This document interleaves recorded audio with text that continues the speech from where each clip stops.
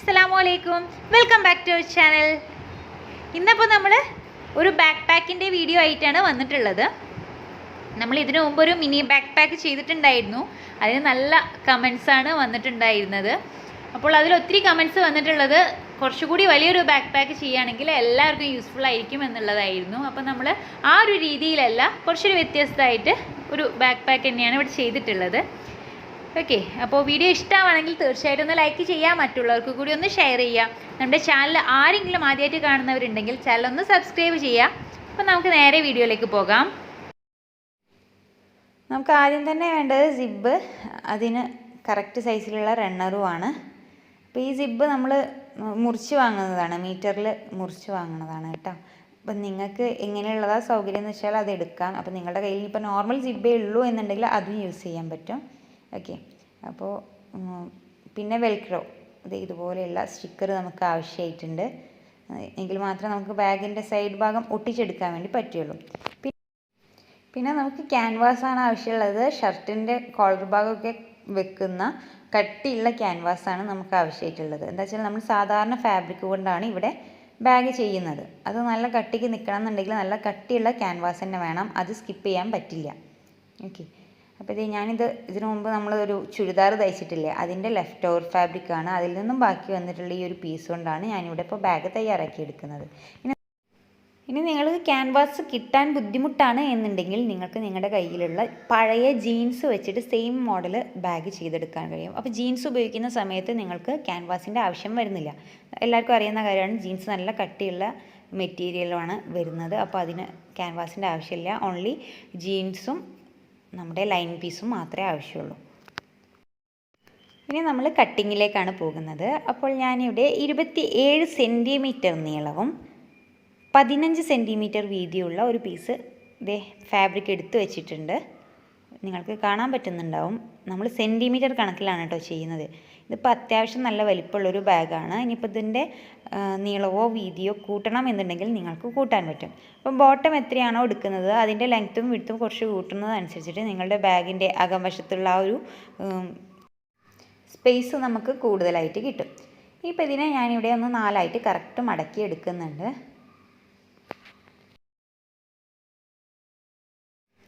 ഇനി നമുക്ക് ഇതിൻ്റെ മുകൾ വശം ഒന്ന് ഷേപ്പ് ചെയ്ത് വരച്ചെടുക്കണം. അപ്പോൾ ഈ ഒരു രീതിയിലാണ് ഞാനിവിടെ ഷേപ്പ് ചെയ്തെടുക്കുന്നത്. ഓക്കെ, അപ്പോൾ ഇതിൻ്റെ മുകൾ വശത്ത് ഈ ഒരു ഭാഗത്ത് നിന്നും 6 സെൻറ്റിമീറ്റർ അകത്തേക്ക് മാർക്ക് ചെയ്തെടുക്കുക. കൂടാതെ ഈ ഒരു ഭാഗത്ത് നമുക്ക് 8 സെൻറ്റിമീറ്ററും മാർക്ക് ചെയ്തെടുക്കാം. ആ 2 പോയിൻറ്റുകൾ കൂടി നമുക്ക് ഈ ഒരു രീതിയിൽ ഷേപ്പ് ചെയ്ത് വരയ്ക്കാം. ഇനി നമുക്ക് ഈ ഒരു ഭാഗം ഒന്ന് കട്ട് ചെയ്ത് മാറ്റണം. ഇപ്പോൾ നമുക്കിത് ഈ ഒരു ഷേപ്പിലാണ് നമ്മുടെ പേപ്പർ കിട്ടിയിട്ടുണ്ടാവുക. അപ്പോൾ നമ്മുടെ ബാഗിൻ്റെ ബോട്ടത്തിൻ്റെ സെയിം മെഷർമെൻ്റാണ് ഇപ്പോൾ ഇത്. ഓക്കെ, നമ്മൾ എക്സ്ട്രാ സ്റ്റിച്ചിങ് അലവൻസ് ഒന്നും കൊടുക്കുന്നില്ല. ഇനി നമുക്ക് ഇതിൻ്റെ ചുറ്റളവാണ് എടുക്കേണ്ടത്. ഓക്കെ, അപ്പോൾ ഇതുപോലെ നമ്മൾ ചെയ്യുന്നത് നമ്മുടെ ബാഗിൻ്റെ ബോഡി പീസിൻ്റെ വിഡ്ത്ത് എത്രയാണ് എന്നറിയുന്നതിന് വേണ്ടിയിട്ടാണ്. ഓക്കെ, അപ്പോൾ നിങ്ങൾ ഏതൊരു അളവിൽ ചെയ്യുകയാണെങ്കിലും ഈ ഒരു രീതിയിൽ തന്നെ ഇതുപോലെ ഒന്ന് കറക്റ്റ് വെച്ചെടുക്കുക. അപ്പോൾ ഇതിന് ടോട്ടലായിട്ട് ഇപ്പോൾ 70 സെൻറ്റിമീറ്ററാണ് നമുക്ക് കിട്ടിയിട്ടുള്ളത്. ഇതിൻ്റെ ചുറ്റിലുള്ള അളവ് 70 സെൻറ്റിമീറ്ററാണ്. അപ്പോൾ നമുക്ക് ബോഡി പീസ് 2 പീസായിട്ടാണ് നമ്മൾ കട്ട് ചെയ്തെടുക്കുക. അപ്പോൾ ഒരു പീസിൻ്റെ വീതി നമ്മൾ ഈ ഒരു 70 സെൻറ്റിമീറ്ററിൻ്റെ പകുതി, അതായത് 35 സെൻറ്റിമീറ്ററാണ് നമ്മൾ എടുക്കേണ്ടത്. ഞാൻ പറയുന്നത് നിങ്ങൾക്ക് കറക്റ്റ് മനസ്സിലാവുണ്ടോ അറിയില്ല കേട്ടോ, അതുകൊണ്ടാണ് റിപ്പീറ്റ് ചെയ്ത് പറയുന്നത്. ഇതുപോലെ നമ്മൾ പകുതി വരെ വെച്ച് നോക്കുന്ന സമയത്ത് നമുക്ക് 35 സെൻറ്റിമീറ്ററാണ് കിട്ടുക. അപ്പോൾ ആദ്യമായിട്ടൊക്കെ ബാഗ് ട്രൈ ചെയ്യുന്നവർക്ക് കൺഫ്യൂഷൻ വരാതിരിക്കാൻ വേണ്ടിയിട്ടാണ് ഇതുപോലെ പറയുന്നത്. ഞാനിവിടെ എടുത്തിട്ടുള്ള ഫാബ്രിക്കിൻ്റെ മെഷർമെൻ്റ് എല്ലാം തന്നെ ഞാൻ താഴെ ഡിസ്ക്രിപ്ഷനിൽ കൊടുക്കുന്നുണ്ട് കേട്ടോ. ഇനി നമുക്ക് ഈ ഒരു പേപ്പറിൻ്റെ അളവിൽ തന്നെ ക്യാൻവാസ് ഷീറ്റ് കട്ട് ചെയ്തെടുക്കണം.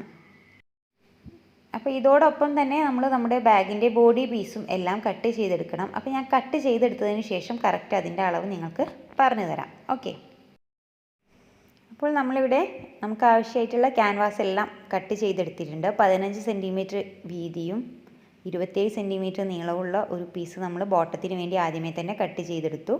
നമ്മൾ ആദ്യം എപ്പോഴും പേപ്പറിൽ വേണം ചെയ്തെടുക്കാൻ, അതിനുശേഷം വേണം ക്യാൻവാസ് യൂസ് ചെയ്യാൻ. അതിനുശേഷം 35 സെൻറ്റിമീറ്റർ വീതിയും 37 സെൻറ്റിമീറ്റർ നീളവുമുള്ള 2 പീസ് നമ്മൾ ബാഗിൻ്റെ ബോഡി ചെയ്തെടുക്കാൻ വേണ്ടിയിട്ടാണ് കണ്ടില്ലേ, 37 സെൻറ്റിമീറ്റർ നീളവും 35 സെൻറ്റിമീറ്റർ വീതിയുള്ള 2 പീസ് ക്യാൻവാസാണ് നമ്മളിവിടെ കട്ട് ചെയ്തെടുത്തിട്ടുള്ളത്. ഓക്കെ, പിന്നെ നമുക്ക് ആവശ്യമായിട്ടുള്ളത് നമ്മുടെ ബാഗിൻ്റെ ഫ്രണ്ടിൽ വരുന്ന ആ ഒരു പോർഷൻ ചെയ്തെടുക്കാൻ 22 സെൻറ്റിമീറ്റർ നീളവും 19 സെൻറ്റിമീറ്റർ വീതിയുള്ള ഒരു പീസ് ക്യാൻവാസ് ഷീറ്റ് കൂടിയാണ്. അപ്പോൾ നമ്മൾ ഈ ഒരു പീസ് കൂടി ഒന്ന് ഷേപ്പ് ചെയ്ത് വരയ്ക്കേണ്ടതുണ്ട്. ഇതിനായി ക്യാൻവാസിനെ നമുക്കിതുപോലെ ഒന്ന് നടുമടക്കിയെടുക്കാം.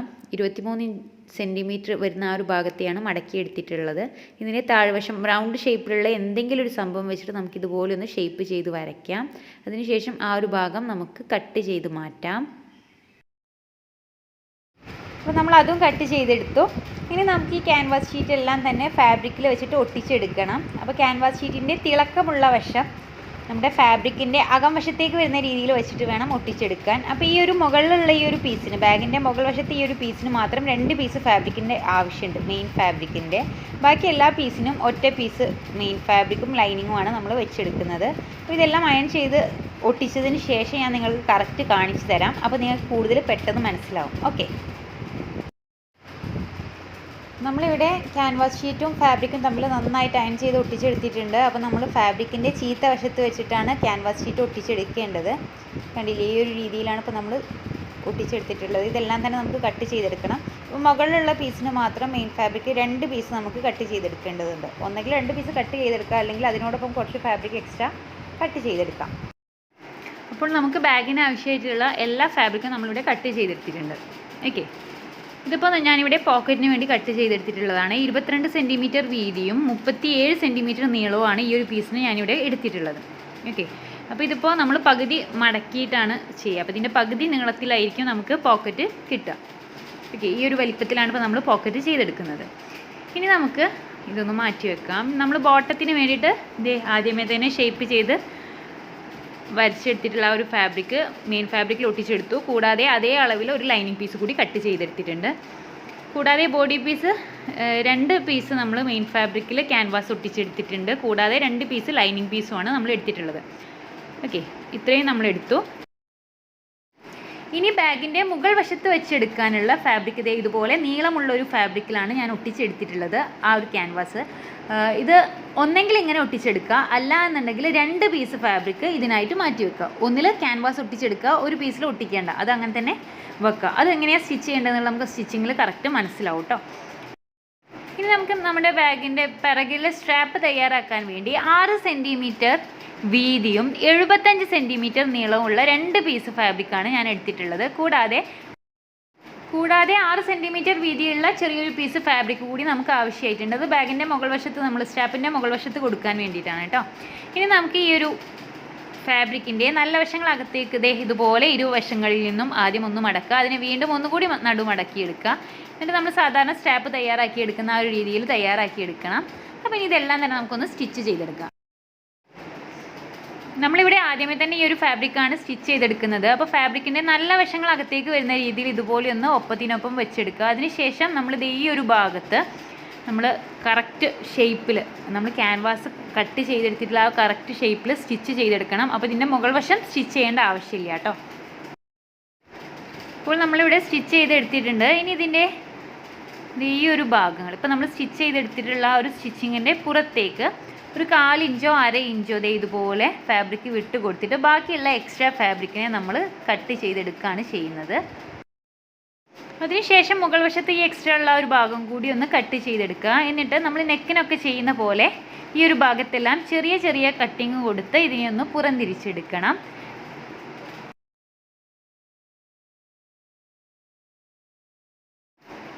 ഇപ്പോഴത്തെ നമുക്ക് ഈ ഒരു രീതിയിലാണ് കിട്ടിയിട്ടുണ്ടാവുക, കണ്ടില്ലേ.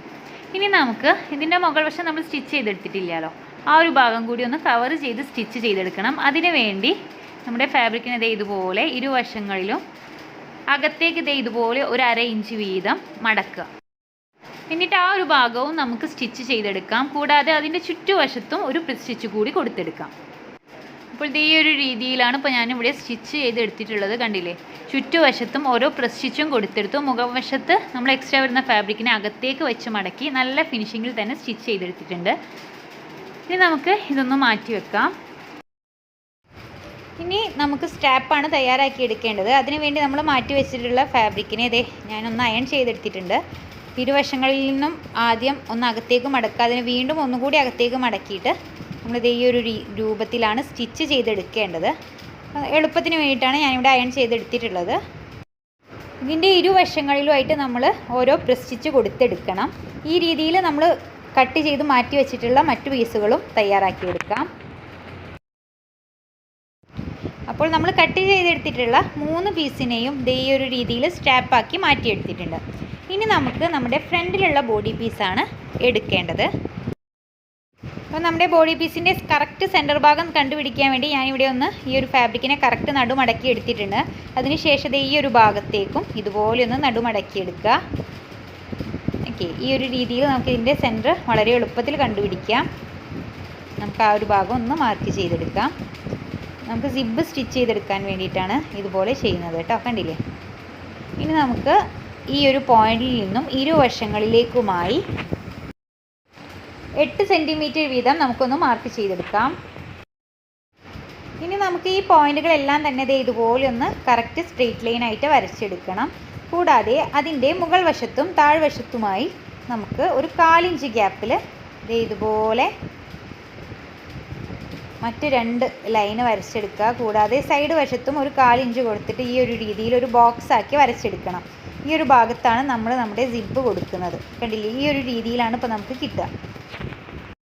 അപ്പോൾ നിങ്ങളെടുക്കുന്ന സിബിൻ്റെ ഈ സെൻറ്റർ ഭാഗത്തുള്ള വീതി എത്രയാണോ ആ ഒരു വീതിയിലായിരിക്കണം നിങ്ങൾ ഈ ഒരു ബോക്സ് വരച്ചെടുക്കേണ്ടത്. ഓക്കെ, ഇനി നമുക്ക് പോക്കറ്റിന് വേണ്ടി കട്ട് ചെയ്തെടുത്തിട്ടുള്ള ആ ഒരു പീസ് ഫാബ്രിക് ഇതുപോലെ ഒന്ന് എടുക്കുക. എന്നിട്ട് അതിനെ ഒന്ന് നടുമടക്കി അതിൻ്റെ സെൻറ്റർ ഭാഗം ഒന്ന് ആദ്യമേ തന്നെ ഒന്ന് മാർക്ക് ചെയ്തെടുക്കണം. ഇനി നമുക്ക് നമ്മുടെ മെയിൻ ഫാബ്രിക്കിൻ്റെയും പോക്കറ്റിൻ്റെ ആ ഒരു ഫാബ്രിക്കിൻ്റെയും സെൻറ്റർ ഭാഗങ്ങൾ ഒന്നിച്ച് വരുന്ന രീതിയിൽ ഇതുപോലെ ഒന്ന് വെച്ചെടുക്കുക. അപ്പോൾ ഇപ്പോൾ നമ്മൾ മാർക്ക് ചെയ്തെടുത്തിട്ടുള്ള ആ ഒരു ബോക്സിനേക്കാൾ 1 ഇഞ്ച് മുകൾ വശത്തേക്ക് വെച്ചിട്ട് വേണം പോക്കറ്റിൻ്റെ ആ ഒരു ഭാഗം വെച്ചെടുക്കാൻ. ഓക്കെ, അപ്പോൾ നമ്മുടെ മെയിൻ ഫാബ്രിക്കിൻ്റെ നല്ല വശത്ത് വരുന്ന രീതിയിൽ വേണം നമ്മൾ ഈ ഒരു ഫാബ്രിക് വെച്ചെടുക്കാൻ. നമ്മൾ മാർക്ക് ചെയ്തെടുത്തിട്ടുള്ള ക്യാൻവാസ് ഷീറ്റിൻ്റെ ആ ഒരു ഭാഗം പുറത്തേക്ക് വരുന്ന രീതിയിൽ വേണം ഇതുപോലെ വെച്ച് നമുക്കൊന്ന് പിൻ ചെയ്തെടുക്കാം. അപ്പോൾ ഈ ഒരു രീതിയിലാണ് ഇപ്പോൾ നമ്മൾ പിൻ ചെയ്തെടുത്തിട്ടുള്ളത്. കണ്ടില്ലേ, നമ്മൾ ആ ബോക്സിനേക്കാൾ 1 ഇഞ്ച് മുകളിലേക്ക് വെച്ചിട്ട് വേണം പോക്കറ്റിൻ്റെ ആ ഒരു ഫാബ്രിക് വെച്ചെടുക്കാൻ. അത് പ്രത്യേകം ശ്രദ്ധിക്കണം കേട്ടോ. ഇനി നമുക്ക് ഈ ഒരു ബോക്സിൻ്റെ ആ ഒരു ഭാഗം കറക്റ്റ് സ്റ്റിച്ച് ചെയ്തെടുക്കാം. സെൻറ്ററിലുള്ള ലൈന് സ്റ്റിച്ച് ചെയ്തെടുക്കേണ്ട ആവശ്യമില്ല. നമ്മൾ ആ ബോക്സ് കറക്റ്റ് കിട്ടാൻ വേണ്ടിയിട്ടാണ് സെൻറ്ററിൽ ലൈന് വരച്ചെടുത്തിട്ടുള്ളത്. നമ്മൾ ആ കറക്റ്റ് ബോക്സ് മാത്രം സ്റ്റിച്ച് ചെയ്തെടുക്കാം.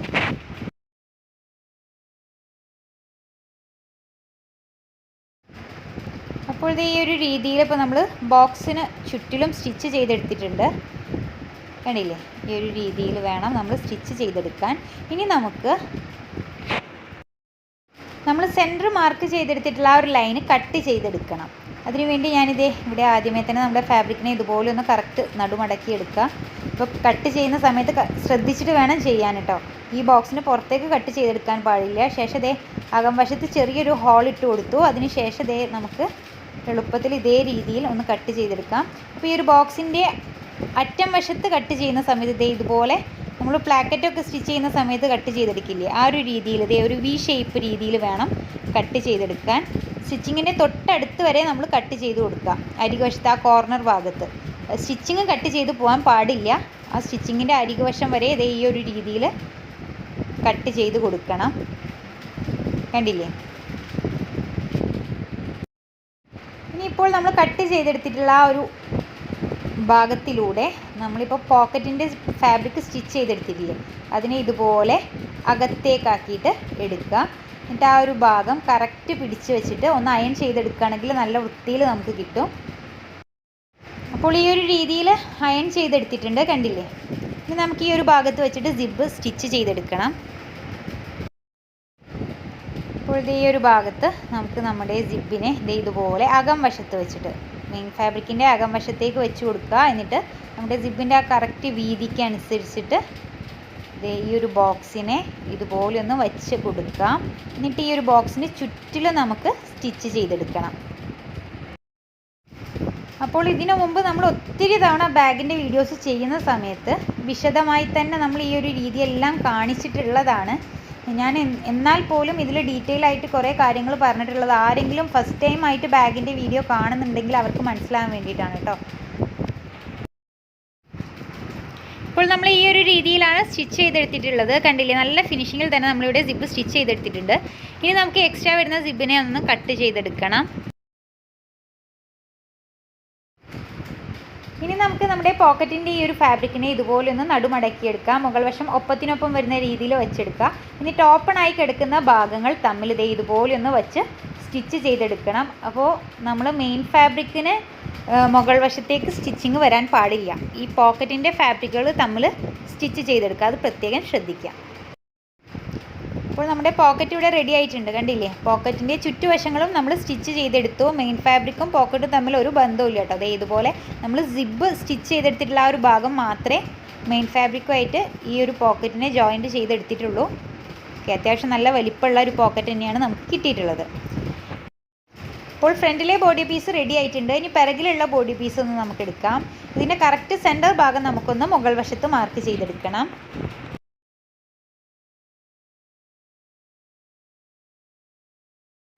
അപ്പോൾ നമ്മളിവിടെ സെൻറ്റർ മാർക്ക് ചെയ്തെടുത്തു. ഇനി നമുക്ക് ആ ഒരു പോയിന്റിൽ നിന്നും താഴേക്ക് ഒരു 4 സെൻറ്റിമീറ്റർ മാർക്ക് ചെയ്തെടുക്കാം. നമ്മൾ സെൻറ്റിമീറ്റർ ആണ് കേട്ടോ എടുക്കുന്നത്.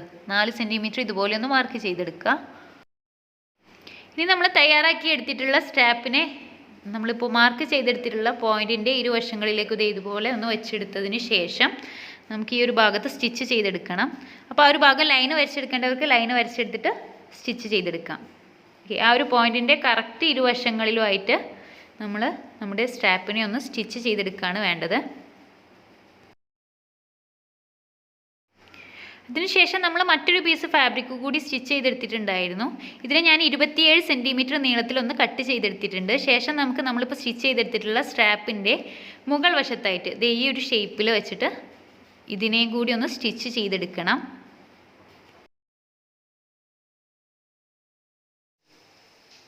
ഇപ്പോൾ ഞാനിവിടെ ഒന്ന് സ്റ്റിച്ച് ചെയ്തെടുത്തിട്ടുണ്ട്. ഇനി നമ്മൾ ആദ്യമേ തന്നെ തയ്യാറാക്കി എടുത്തിട്ടുള്ള ഈ ഒരു പീസിനെ ഇതിൻ്റെ മുകൾ വശത്ത് വെച്ചിട്ട് സ്റ്റിച്ച് ചെയ്തെടുക്കണം.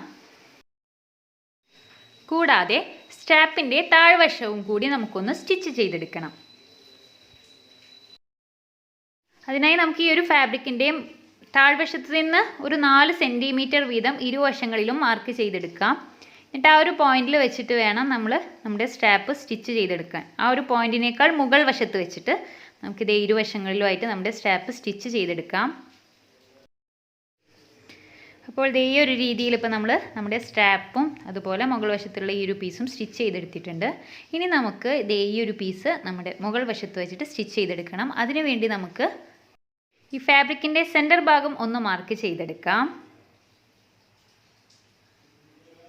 അതിനുശേഷം നമ്മളിപ്പോൾ സ്റ്റിച്ച് ചെയ്തെടുത്തിട്ടുള്ള ആ ഒരു പോയിൻ്റ് ഇല്ലേ, 4 സെൻറ്റിമീറ്റർ താഴ്ത്തിയിട്ട് ആ ഒരു പോയിൻറ്റിൻ്റെ മുകൾ വശത്ത് ഇതുപോലെ വെച്ചെടുക്കുക. അപ്പോൾ ഈ ഒരു രീതിയിൽ വെച്ചിട്ട് നമുക്ക് ഇതൊന്ന് പിൻ ചെയ്തെടുക്കാം. അതിനുശേഷം മുകൾ വശത്തിലൂടെ സ്റ്റിച്ച് ചെയ്തെടുക്കണം. അപ്പോൾ ഞാനിവിടെ 2 തവണ സ്റ്റിച്ച് ചെയ്തെടുക്കുന്നുണ്ട് കേട്ടോ. ഈ ഒരു അരികുവശത്തിലൂടെ നമുക്കൊന്ന് സ്റ്റിച്ച് ചെയ്തെടുക്കാം. അപ്പോൾ നമ്മൾ സ്റ്റിച്ച് ചെയ്തെടുത്തിട്ടുണ്ട്.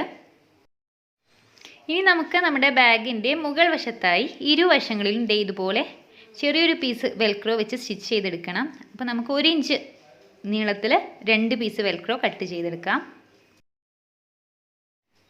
അപ്പോൾ നമുക്ക് ഈ ഒരു സ്റ്റിക്കർ വെച്ചെടുക്കുന്നതിന് വേണ്ടി അരികുവശത്ത് നിന്നും അകം വശത്തേക്ക് ഒരു 7 സെൻറ്റിമീറ്റർ ഇതുപോലെ ഒന്ന് മാർക്ക് ചെയ്തെടുക്കാം.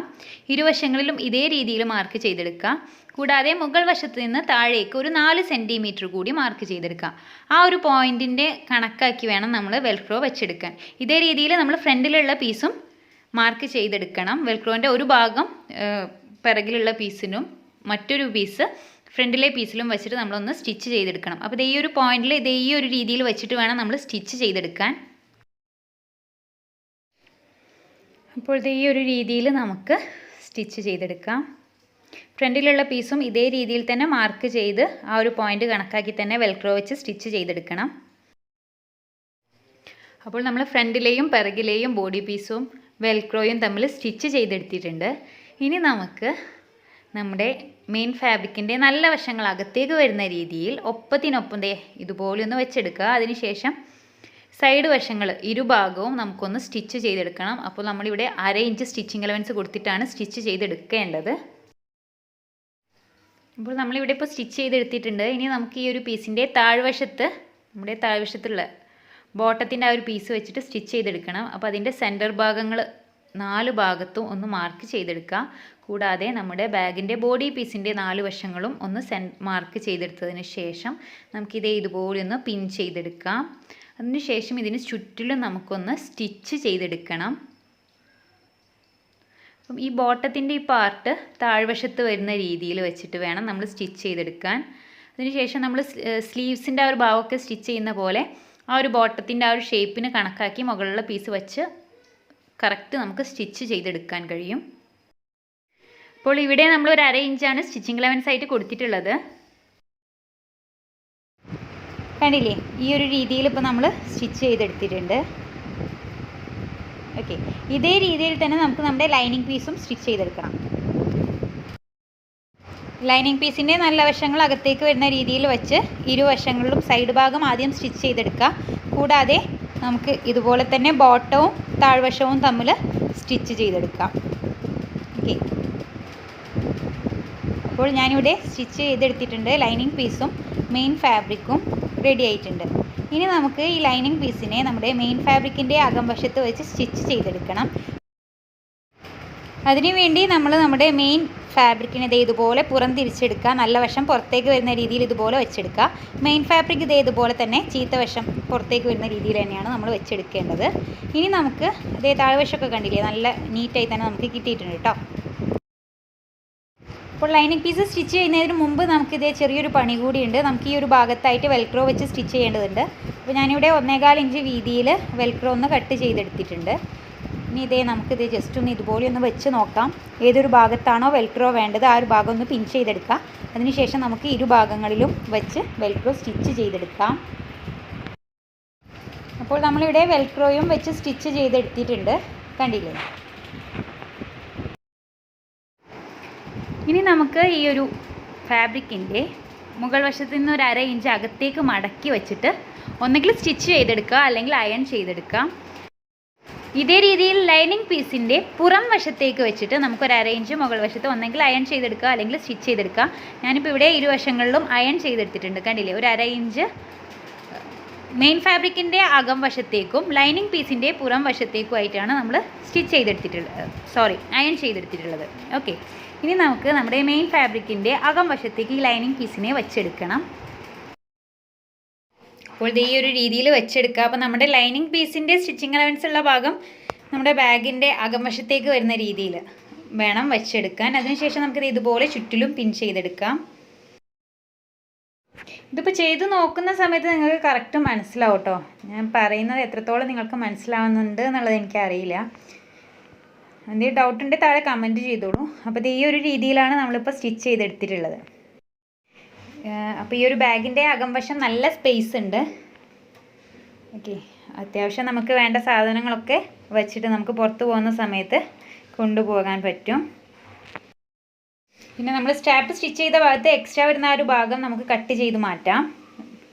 ഇനി നമ്മുടെ ബാഗിൻ്റെ സൈഡ് വശങ്ങളിൽ നമ്മൾ സ്റ്റിച്ച് ചെയ്തെടുത്തിട്ടില്ല വെൽക്രോ തമ്മിൽ ഇതുപോലെ ഒന്ന് ഒട്ടിച്ചെടുക്കാം. അപ്പോൾ നമ്മുടെ ബാഗ് ഇവിടെ റെഡി ആയിട്ടുണ്ട്. പിറകിൽ സ്ട്രാപ്പൊക്കെ ഈ ഒരു രീതിയിലാണ് ഉള്ളത്. അപ്പോൾ നിങ്ങൾ കുട്ടികൾക്കാണ് ചെയ്യുന്നതെങ്കിൽ സ്ട്രാപ്പിൻ്റെ നീളം ഒരല്പം കുറച്ചോളൂ. ഇതിപ്പോൾ എനിക്കാണ് ചെയ്തെടുത്തത്. അത്യാവശ്യം സ്ട്രാപ്പിന് നീളം കൊടുത്തിട്ടുണ്ട്. ഓക്കെ, അപ്പോൾ ഈ ഒരു ഭാഗത്ത് നമ്മൾ വെൽക്രോ സ്റ്റിച്ച് ചെയ്തിട്ടുണ്ട്. ആ ഒരു ഭാഗം കവർ ചെയ്യാൻ വേണ്ടി ഞാനിവിടെ ചെറിയൊരു ബോ വെച്ച് കൊടുക്കുന്നുണ്ട്. ഇത് ഓപ്ഷണലാണ്. ഈ ഒരു ഭാഗത്ത് നിങ്ങൾക്ക് വേണമെങ്കിൽ ബട്ടണോ എന്താണോ നിങ്ങൾക്ക് താല്പര്യം ആ ഒരു സംഭവം വെച്ച് കൊടുക്കാം. അപ്പോൾ ഇതാണ് നമ്മുടെ ഫൈനൽ ലുക്ക്. എല്ലാവരും ട്രൈ ചെയ്ത് നോക്കാം. എനിക്ക് ഒത്തിരി ഇഷ്ടമായിട്ടുണ്ട്. അപ്പം നിങ്ങൾക്ക് വീഡിയോ ഇഷ്ടപ്പെടുകയാണെങ്കിൽ തീർച്ചയായിട്ടും ഒന്ന് ലൈക്ക് ചെയ്യുക, മറ്റുള്ളവർക്ക് കൂടി ഒന്ന് ഷെയർ ചെയ്യുക. നമ്മുടെ ചാനൽ ആദ്യമായിട്ട് കാണുന്ന കൂട്ടുകാരുണ്ടെങ്കിൽ ചാനൽ ഒന്ന് സബ്സ്ക്രൈബ് ചെയ്യുക. അപ്പോൾ മറ്റൊരു വീഡിയോ ആയിട്ട് നമുക്ക് ഉടൻ തന്നെ കാണാം. അതുവരേക്കും അസ്സലാമു അലൈക്കും.